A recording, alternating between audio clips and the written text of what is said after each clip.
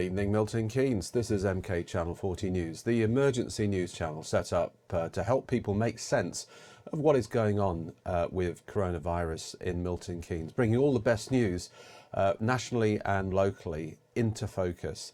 The way we do that is by using our Facebook group, Milton Keynes Beating Coronavirus, and we also publish information out on our website, which is the Milton Keynes channel40.com website, mkchannel40.com.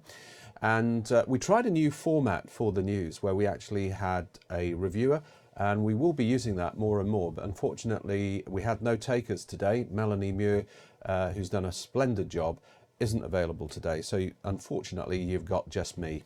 But I will do my best to try and capture what's been going on over the last 3 days, because of course we don't do the news over the weekend. Yours truly needs a bit of a rest, and I'm sure you need a rest as well. So we kind of catch up. So let me just take you into what we've been seeing. And nationally, I think in summary, we've had a lot of news and information being leaked and promised this week on how we're going to end the lockdown. And of course, there's the big test that's going on in the Isle of Wight on the new app. But this is probably one of the best posts to take a look at, because it came out on the BBC and has all of the different types of tactics that the government's considering. And this is another post I'd take a good look at from iNews, and it's particularly focused on how businesses work. And the point we make is that Milton Keynes is very office based, and it's got less reliance on public transport. So in principle, we should be in a far better position to reopen. Now, we always take a look at the Mayor of MK's own Facebook site, which is absolutely first class. And he has a huge amount of information, local government, national government, things going on.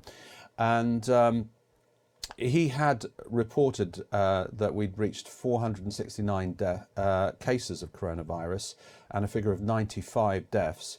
And in addition, we picked up on a post that came out on the MK Citizen, which said that Newport Pagnell and Bletchley are the two worst hit areas for COVID-19 deaths. Now, the possible explanation for that is that they do have a high concentration of care homes.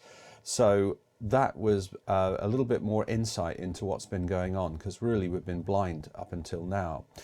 There was also, looking at it nationally, a lot of news at the weekend about a new initiative by the government to really care for all of those people that have been suffering from abuse.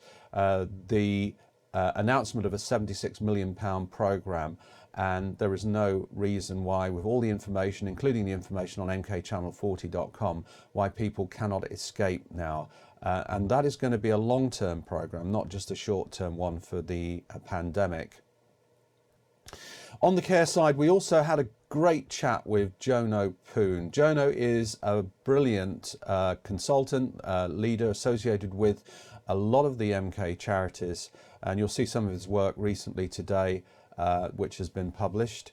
And we found out how you take fear out of your organisation if you're in a leadership position. It doesn't matter whether you're a charity, a company, or a family circle. So do dip into that. We had some really great reviews on Jono Poon's thoughts on what qualities it takes. Also, on the care side, please look at this. This is from Millbrook Healthcare. We've been championing the need to put some extra local help around the care homes, and they are looking for a return of community healthcare equipment to help them, desperately in need of that. That was announced on MKFM. Important for everybody to get behind. Tia Rossi also reposted a really touching story from Charlotte Millward about the death of her mother and how she was classed as having died of COVID-19, and actually that wasn't the case. And we had another report of that. Now, we know that this kind of thing will happen, and I honestly don't think it's down to anything other than people in charge really being inundated and put it in a situation that I don't think any of us would like alongside the bereaved. And so obviously I know they really care, but we do have to post these stories and recognise when problems happen. And hopefully people will share those, and the authorities will just do that little bit extra if they can, to make sure that people are not wrongly classified as having died of COVID-19. It's very important we get accurate information and also treat the bereaved with the utmost respect. So taking this one further in terms of care, there was a very positive story, heartwarming story about some landscape gardeners, Danny P. Prestige and Andrew Serg, who took a person that had been left stranded by a load of scammy scallywags, and they sorted her garden out. It's absolutely fantastic to see. So that was good to see being circulated. Also, news of a special day to give thanks to all of those people in maternity that are looking after the new mums, and a special afternoon celebration over the weekend for that particular important part of the front line. On the sharing side, we also put some information up for young mums, 2 more brilliant resources. Basically what we're trying to do is build MKchannel40.com, so all the very best resources are all plugged in there permanently. So what I'm actually going to try and do, I'm not sure if I can do it live, but we are going to have a go, is see if I can bring you the Channel 40 website, just as a reminder of what a really information-packed resource this is. So if you wanted to see what was happening in terms of activities and care for the maternity side, for example, you can go on there and you can see all of the latest news and information that we're putting up, including news for pregnant mums, food delivery, domestic services as well. So that's the kind of thing that is on our site. And we've also got other sections there, including things to do in education for kids. So it's all being compiled there on the MKchannel40.com website. So when we look at that website, Jitkar Wenham has given us best tips on how to run a virtual baby shower. So if we go into the mum section, this is the way it works. So we can go there, just click on it, and you can see the post. And if you want to find out more information, just simply click on it, and it has a ready-made link to access her latest blog. So we've got quite a few posts around maternity, which Jitkar, her business is centered around that. So those are really, really helpful.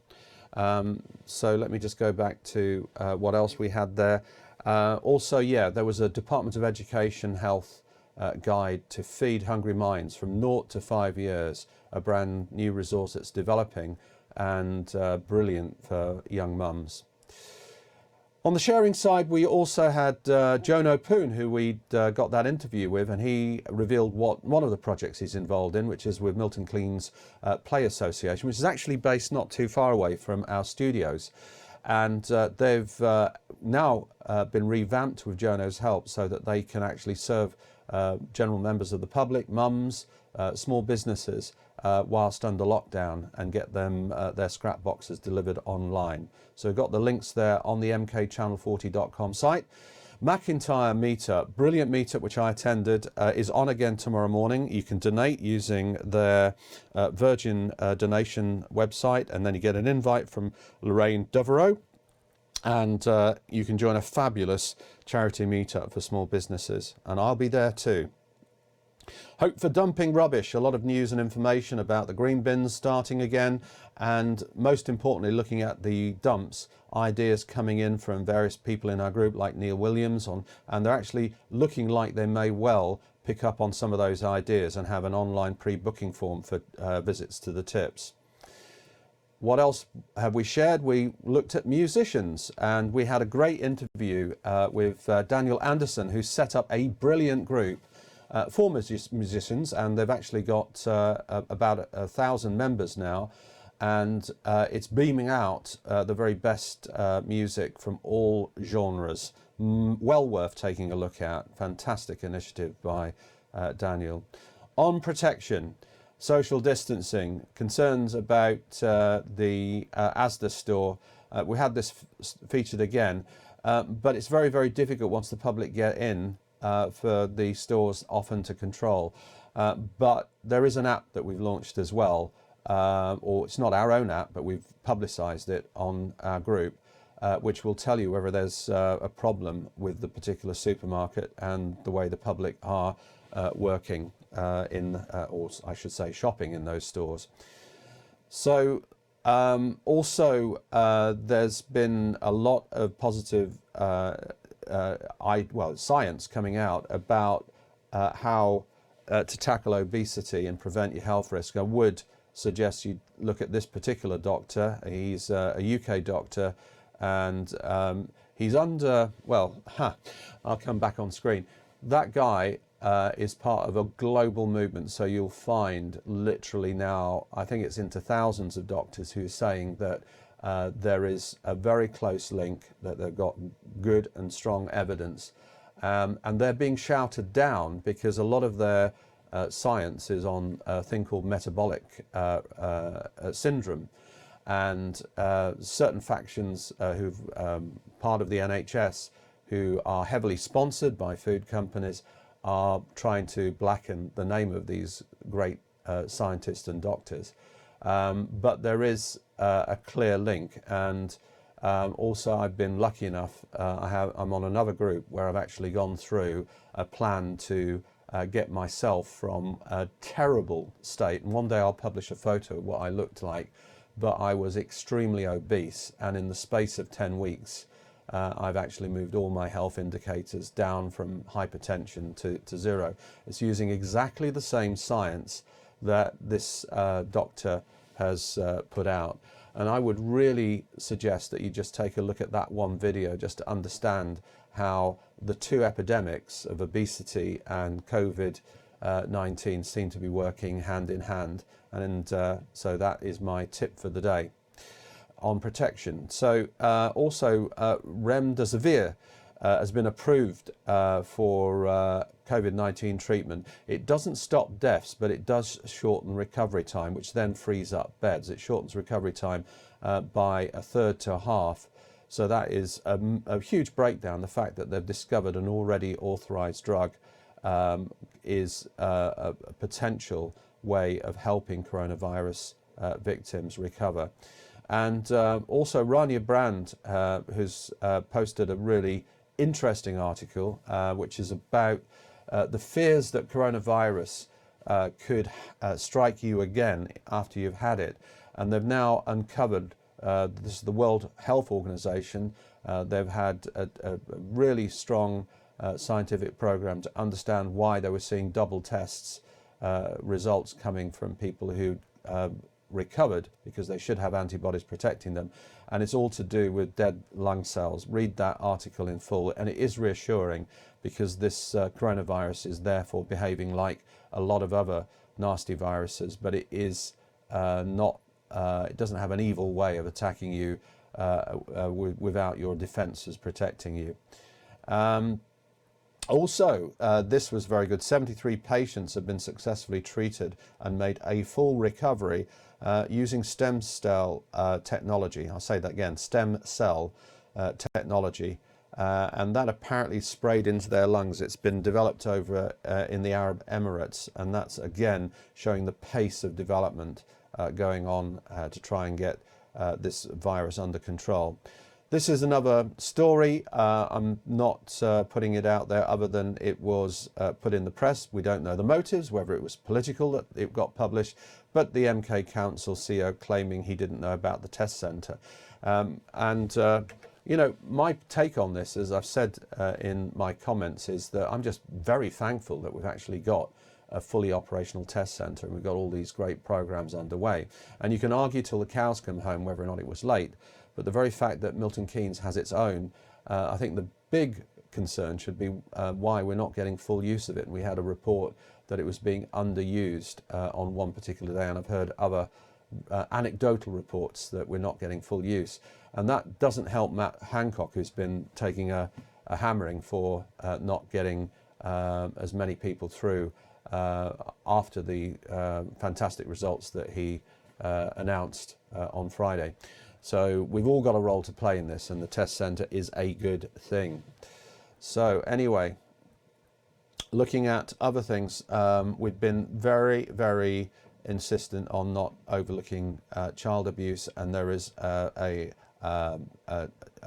link which takes you to an NSPCC helpline, and it's been put out by Thames Valley Police, and that is a new way for stopping child abuse. It's I think a text and app that will be easy to deploy.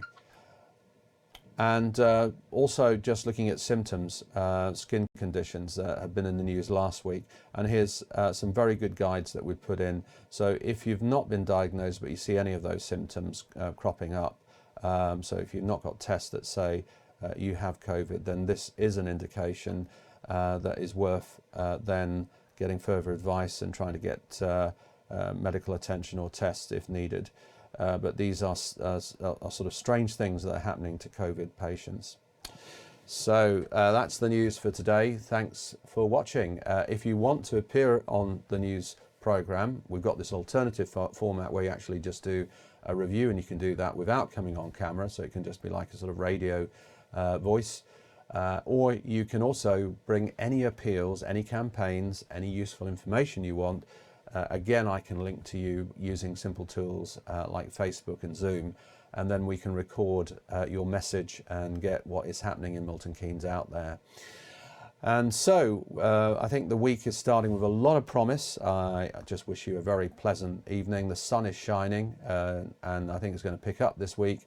So get out there, get your hour of exercise, and bye for now.